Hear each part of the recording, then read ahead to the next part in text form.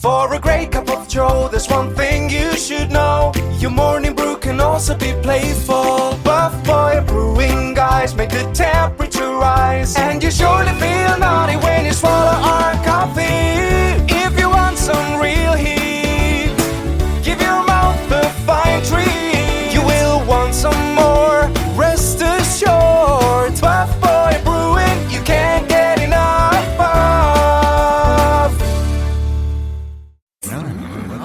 It's time for The Scribble, your weekly fix of celebrity chats, bizarre stories in the news, and basic random chatter with best-selling author and syndicated radio host Jeremy Bradley.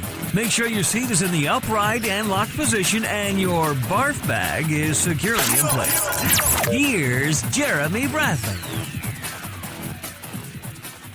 Thank you very much, Larson. Jeremy Bradley here. This is The Scribble, and thanks for tuning in at thescribbleshow.com and on SoundCloud and iTunes. How's it going today? Did you survive Valentine's Day? Did you get your partner something just in time? Or did you forget and have to sleep on the couch? It's interesting, right? Because Valentine's Day, I said this last week, if I'm not mistaken, the onus used to be on the man to get things. Now that's, male-female relationships, but there's now, well, there always has been male and female, but it always seems like it's on one partner to do for the other, is what I'm getting at. And so, last week I talked about how Valentine's Day flower bouquets, typically roses, are extra expensive leading up to Valentine's Day, and then the next day I got 4 dozen of them for $20, and yet the day before, on Valentine's Day, I got 4 roses for $20. I swear to you, I went to Walmart on the 15th and was able to get 4 dozen roses. And I'm a cheapskate, but the fact that I spent $20 just for illustrative purposes goes to show you something. It really does. It really does. But, this is one of those things where I'm going to go on a social media rant here because I haven't done that in several weeks on this show. But people just post everything, and I don't know if it's you're wanting to make people jealous. Maybe you actually feel insecure in your life, and you want to make it seem like you're a big shot, so you post all this stuff. I don't know. But I've told this story about how I had a relative who, she had just got married, and then they went on their honeymoon, and then they had their first anniversary, whatever it was, and they were in a hotel, and posting pictures on social media of, the champagne bottle they had or the chocolate that they were delivered and things like that. And I'm just like, one, that should be between the two of you. And two, how do you keep the magic alive? You're going to live your relationship and have it play out on social media. I didn't get it. So that's typically what people were doing on Valentine's Day, right? Is if you got flowers, you took a picture and you posted it. Well, here's the deal. If people know you're in a relationship, then is it really that special that you got the flowers on Valentine's Day? Because it's kind of expected of your partner to get them for you. So, I don't know, is it a status because your partner spent so much on them and they're beautiful? Because chances are it is now Friday, February 17th. If you're listening to this on the day that we post the show, your flowers might be starting to die already. And so, are you proud that your partner blew all that money? Or maybe your partner could have saved that for a mortgage payment or a vacation or something, right? Like, I have nothing against flowers. If somebody sends me flowers, I'm very grateful. It doesn't happen often, but I do get flowers. And, so there's the two issues here. There's the obligation to buy the flowers, and then there's the bragging about it, when at the same time, it's expected of your partner. So maybe on, let's say, April 7th, random day I just picked out of the air, if your partner bought you flowers on April 7th at 10:30 in the morning and showed up at your office with them, there you go. That's romantic. That is a partner. But February 14th, I got flowers. Whoop-de-frickin-do. It's so cliche. It's so expected. It's so, I don't think it's a gauge of how much your partner loves you just because they bought you flowers on Valentine's Day. Now, people can go and say, well, you're just bitter you didn't have a Valentine. Well, that's not, no, I do, so it's not the issue. Problem is, it's like you feel good about yourself this one day, and a lot of people are now coming around to it. It's not like I'm making this as a groundbreaking theory, but a lot of people are going and saying, you know what, I don't need to show my love on Valentine's Day because I do that every day, blah, blah, blah, blah. So that's what I'm saying. You can say that you've got the best partner in the world because he felt obligated to do this on a day that he's been told to do, or he can take it upon himself or herself, whoever, I'm just saying that to be general, I'm not being sexist, but your partner can do that on their own terms and get it to you and a surprise. And that goes a lot further. That says something about your partner. So there you are. Would love to hear your thoughts. Chime in on any of the chatter today, because we have no celebrity guests. I had so much stuff to talk about that I've got 4 Post-its in front of me. This is most people write on like a regular sized sheet of paper, loose leaf I think it's called, right? Scrap piece of paper, printer paper, whatever it is. I have stacks of Post-its everywhere, and so I have about 8 or 9 things to talk about that I've now written on a series of 4 Post-its, and they're in front of me, and I'm just crossing them off as we cover them. So would love to hear your thoughts on anything that we're talking about today. You can send an email to live@jbonair.com, live@jbonair.com, and we're on Twitter @The Scribble Show. So send us a tweet or a DM. See, I'm hip. I'm with it. Duck, duck, duck, duck, duck. That's a Dr. Evil reference, if anybody's old enough to remember that movie from back in the day. I had an Austin Powers marathon over the Christmas break. It was quite interesting. The one Gold Member, the one with Beyonce, and I didn't find that all that funny. I think it sort of played out. And then it kind of made me wonder, I thought they were going to be making another Austin Powers movie. I don't know. I'll have to ask Mike Myers. live@jbonair.com if you want to chime in. I had a bit of sugar earlier, and that's maybe why I'm in this mood to just talk your ear off today. And speaking of talking, there's a lot of foreign accents where I live, and I'm not starting to get racist or ethnic. I'm just going to tell you a story here. So and I think diversity is great, at least in my country it is. Depending on where you live, it might not be that accepted. I am Canadian, but there's lots of accents, and it's great. And, there's times when accents are sexy, right? I'm not going to lie. A lot of people in this country feel like an Australian accent is sexy. And so here's something that I've made an observation about with people. There's a woman where I do business. There's an office that I do business with, and the woman there, the receptionist, has a British accent. And so when I've gone there into like the lobby and at the front desk, and she'll talk, and she was talking about how she was sick and she had oregano, and I didn't know what that meant. But have you noticed when somebody pronounces something a different way than you do, you almost like you correct them? Oh, oregano, as though you're trying to correct her in how to say it. Meanwhile, it's either just her accent or pronunciation of it. But we do that. Oh, oregano. Yes. As though they're saying it wrong. You've probably never thought about this until I just mentioned it. But it happens. It happens a lot more than you might think. Pay attention next time you hear somebody talking with an accent. Or maybe it's even you who's going to correct them. Or maybe it's your accent that's being corrected. And just see, because it happened. And I was like, at first I didn't know what she meant by that. And then I thought, okay, when you say it out, oregano, well, I'm imagining the letters and I'm forming the word in my head, and then it makes sense at that point, right?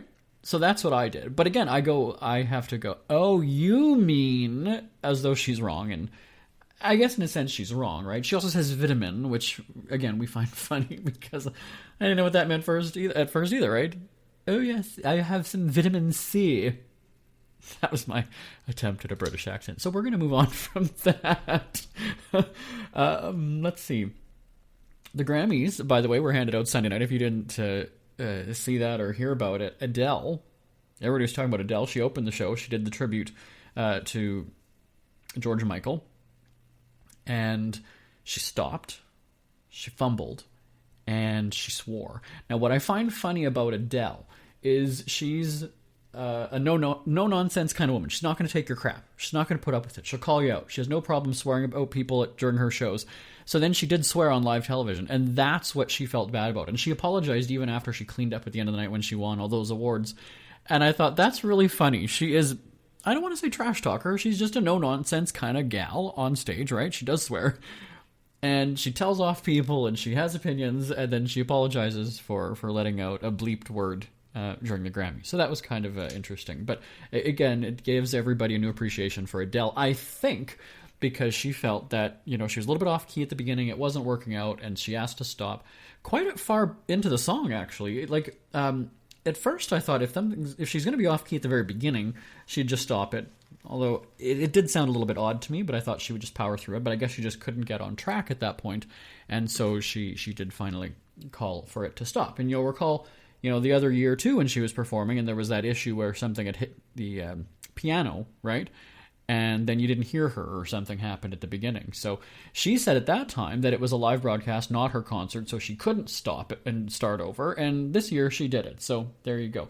Now, the Grammy Awards and all these award shows, they run late a lot, right? It's either the acceptance speeches or it's just something. Usually it's the acceptance speeches. And lately, this award show season, it seems like it's just been this getting on your soapbox, and they're not calling out Trump, but they're alluding to what Trump is doing to the country.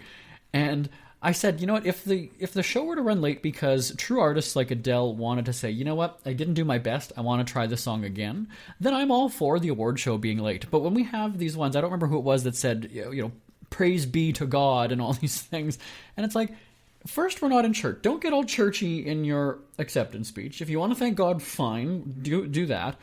But then, don't drag it out. And then the same thing about just taking these stands and saying that, we're all equal and we all have rights and we need to love and we need to do this.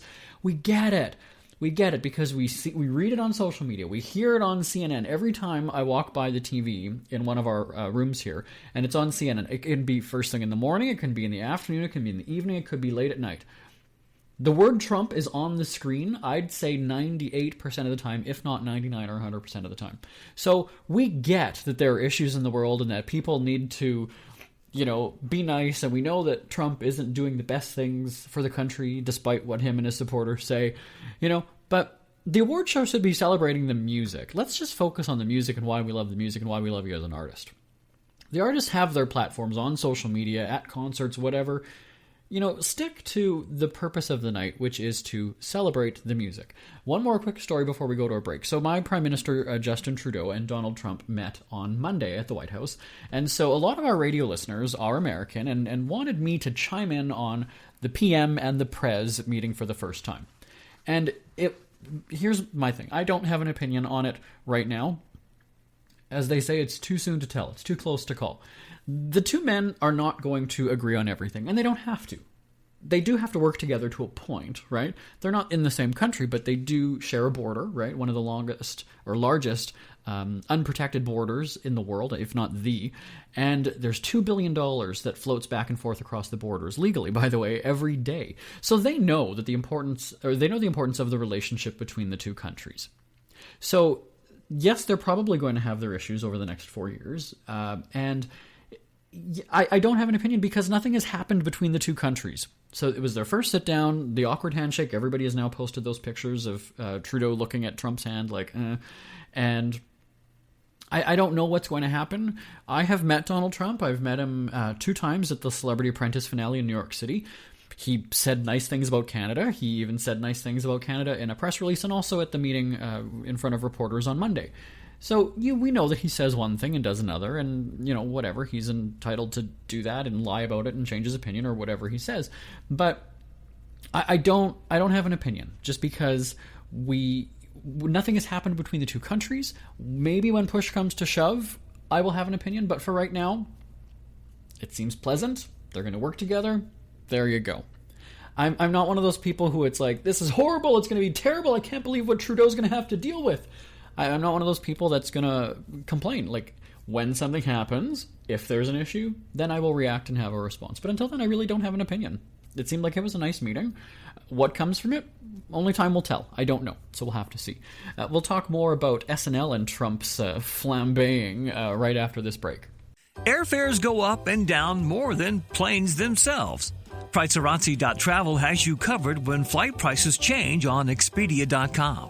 If the prices drop, you'll be sure to know about it. There's already so much to remember when you travel, and you shouldn't have to worry about paying more than you needed to on your flights. Let Pricearazzi.travel keep an eye on that for you. Your biggest concern should be if you've packed enough money to buy all the trinkets you really don't need, or if your swimsuit shows off enough skin in all the right places, or that while you are away, the kids have enough food in the kennel and that the dogs get to school on time. Wait, flip those last two. Simply register your email address with Pricearazzi.travel and then book your flights on Expedia.com. Your itineraries are automatically sent to Pricearazzi, and you could do your happy dance if the flight becomes cheaper in 24 hours. Better yet, you could actually end up flying for free. And who doesn't love free, right? Find out how to save on your Expedia flights at pricearazzi.travel. Avoid bank account turbulence and sign up now at pricearazzi.travel. Ever had something to get off your chest but never had the balls to say it? That's a load of crap. Speak Free with JB.com is exactly what you've been waiting for. Your chance to tell it like it is and not care what anybody else thinks. Have your say on issues of the day.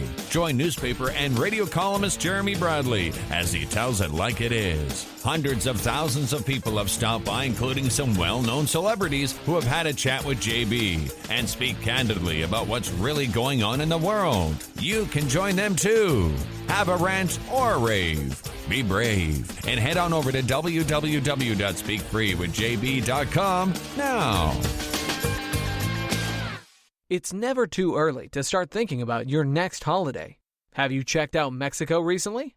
From tequila tasting, swimming with horses, to ziplining through the jungle and watching whales and dolphins in their natural habitat, Puerto Vallarta has it all. Visit mexico.jbonair.com to see all the fun PV has to offer. That's at mexico.jbonair.com for hundreds of photos, interviews, and videos from around the tourist hotspot. Check out mexico.jbonair.com for all the fun. That's mexico.jbonair.com. Jeremy Bradley here, back on the Scribble. I love that we've got a commercial about our Mexico broadcasts, and we're continuing on with our talk about Donald Trump. Now, I am not a Hillary supporter. I've always found it funny when I make a joke about Donald Trump, how many Trump supporters bash me and say I'm just a bitter Hillary lover, and I didn't vote in the American election. I'm Canadian. I did not care what happened. If anything, let's be honest, Canadians were hoping that Trump would win just so we can watch this whole 4 years play out. So, Alec Baldwin does an incredible Donald Trump impersonation, and I have this concern that it's going to run its course very soon. Even though Trump can keep giving the SNL writers content for years, as we've obviously seen, or potentially see, will it get old? Tina Fey was doing Sarah Palin. It was hilarious the first time, even funnier the second time because you're waiting for it. But it makes me wonder, though, how much over the next 4 years we're going to anticipate seeing Baldwin do Trump. Unless there are just more ridiculous things that Trump does, right? Because he's almost got to outdo himself, and then SNL can make fun of it. So everybody's still enjoying it right now, but it also looks like Melissa McCarthy is sort of becoming the new Trump-adjacent character, right? So they're still having Alec do Trump, but now she's on there, and we're probably going to see her every other week or every week for the next little while until somebody else comes along and can come in and play another character. So I don't know how this is going to work. Again, right now I still enjoy it, but at the same time it's like, is it going to get old? What do you think? Send me an email, live@jbonair.com, live@jbonair.com. Tell me your thoughts. Like I said, I'm not saying he's not great. He's doing an awesome job, but is it going to be funny still after, week after week? Because I think, and a lot of Canadians think, that 4 years of you guys bitching about the president and the administration, everything that's happening, like, are you going to be able to do this for 4 years, or are you going to kind of just back off? It's going to be interesting to see. Canadians don't really talk politics all that often, so we can't really relate. Even though we hated our last prime minister, we still weren't bitching about it every 5 minutes on social media. Maybe people were. I wasn't. I didn't really care to. So we'll see. If you're already seeing it everywhere on social media, you're already seeing it on TV everywhere, you're going to have to start laughing about it after a while, but it'll be interesting to see. Again, live@jbonair.com. Would love to know your thoughts on this. So with The Bachelor, Nick on The Bachelor, he's I enjoy making fun of him Monday nights when I live tweet. Follow along at Jeremy D. Bradley, at Jeremy, the letter D, and then Bradley, Bradley. He's... there are no words to describe him. Everybody loves Karine on that show, right? Everybody loves the one who's got the nanny. She just shoves her boobs everywhere. And what I've gathered about this show is the more you have to say that you're confident and you're the bleep it's the podcast, but I'll say it, that you're the shit, the less likely I believe that you really are that confident. Because if you're confident and you have that confidence, you don't really need to say that. To me, it's almost like you're reassuring yourself. I'm confident. I've got this. I'm good. And that means you don't. If you've got to give yourself that pep talk, I really don't believe that you are that confident or strong-willed in what you're saying. And also, too, when it comes to The Bachelor, if you're confessing to the camera and you're going... If we're not going to take you seriously unless you're holding a glass of wine or some kind of alcoholic beverage. We're not. It doesn't matter what you say in there unless you're holding booze. That's how it works. Then, they announced the new Bachelorette, a black woman. Hold your gasps, everybody. This is the first black... I guess you'd call them the lead, right? The Bachelor, Bachelorette. Odd that she is actually still on the show with Nick, but she's already been announced the Bachelorette. That, to me, is fishy. Because normally this is announced either the last week of the show or on the finale. And for some reason, they've done it with like a week or two left on The Bachelor. So it makes me wonder if they're trying to just upstage The Bachelor. Does the actual Bachelor finale kind of fizzle out and really not wow the audience and get everybody talking? Like, why do this? Are they trying to actually get people buzzing about two of their Bachelor franchise shows right now? That could also be it. But again, it seems sketchy, because it's usually very hush-hush as to who the two finalists are and whatever, and then here you go and tell her, well, obviously it's not this one chick because she's going to be the next Bachelorette. So it seems strange. But now, the interesting controversy about the Bachelor or Bachelorette having a black or African-American person is that there were rumors that the producers didn't think the audience would want to see that, right? Because primarily, let's say it's a guy, so you're going to have the black guy. Chances are, a lot of the women are going to be black. And with Nick's season, you saw that there were many. I was about to say colored women, but that's not. I didn't mean it that way. I just mean women of color, whether they were Hispanic, Asian, black, they weren't the typical white woman that I guess people are expecting to see on these types of shows. And so the rumor was that people wouldn't want to watch that. So let's say that it was the black guy and he had 20 black women and then a few white women in it. That audience wouldn't want to watch that. That people would tune out. It wouldn't be interesting. And so I'm actually of the opinion that, you know what, one, love is love, or manufactured TV love is manufactured TV love, but why not? Like, these people are going on the show to, I think, embarrass themselves and humiliate themselves and exploit their lives.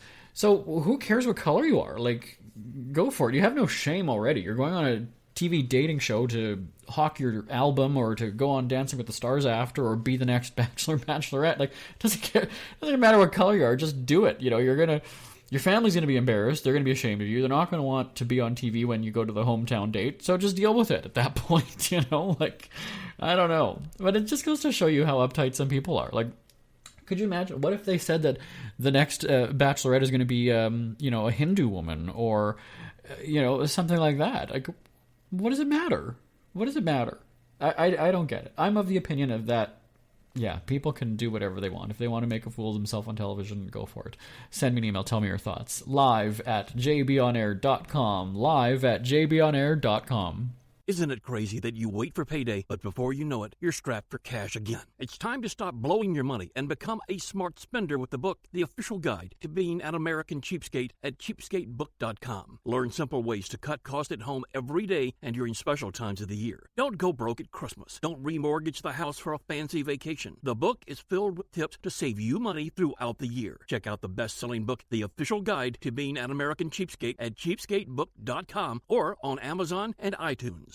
Who are the Kardashians feuding with now? What did that little thug Justin Bieber do this time? Who's getting hitched? And who's headed for Splitsville? Hear the latest celebrity news and gossip every day on Entertainment Wrap-Up. The good, the bad, the ugly, but mostly the ridiculously hilarious. It's all recapped in this daily segment at entertainmentwrapup.com. Have a laugh at the expense of the rich and famous when they take themselves way too seriously. It's 3 minutes of time-wasting fun at entertainmentwrapup.com. Check out Entertainment Wrap-Up at entertainmentwrapup.com. Brought to you by Speak Free Books.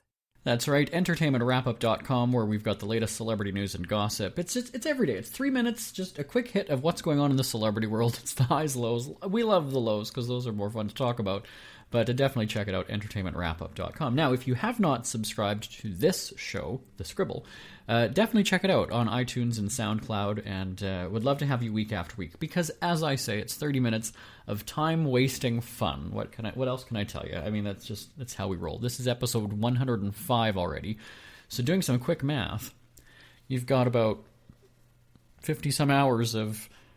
There you go, you got a whole weekend planned. You got two days of podcasts you can listen to in your sleep. It will put you to sleep sometimes, I guarantee it. We've got a family get-together that's coming up. I have to tell you, the other day, my brother sent me a random text message of a news story about this restaurant that was closed because of a rat infestation. And it's a foreign restaurant, and the name... I'm not going to name it just because... But anyway, so the name... It has a funny name. And so he sent me this text, and then it was LOL, and I was just like, all right, because he's laughing at the name. All right, cool. So my mom called me yesterday and said, are you coming to the such-and-such family get-together? And I said, well, I knew about it. I didn't know the exact time and date. I kind of just find out, like, the day of, where is it and what time. I know it's on the radar. It's penciled into the schedule. I just don't know the fine details. Well, apparently there was a dinner after from this event. There was a dinner after that everybody was going to, and it was actually at this restaurant. So when my mom called me, she said, just out of nowhere, have you heard of the restaurant such and such name? And I said, yeah, you know what, Trevor sent me a text message about it, but, you know, whatever. I didn't reply. I didn't say anything. And she's like, that's where the dinner was supposed to be. And I thought... Oh, now it makes sense. Like, I didn't even think to write back to my brother and say, you know, well, what's so funny? Because I figured it was the name. It's a very silly name, and that's what I thought he was saying. And turns out we were about to dine with some rat-infested food.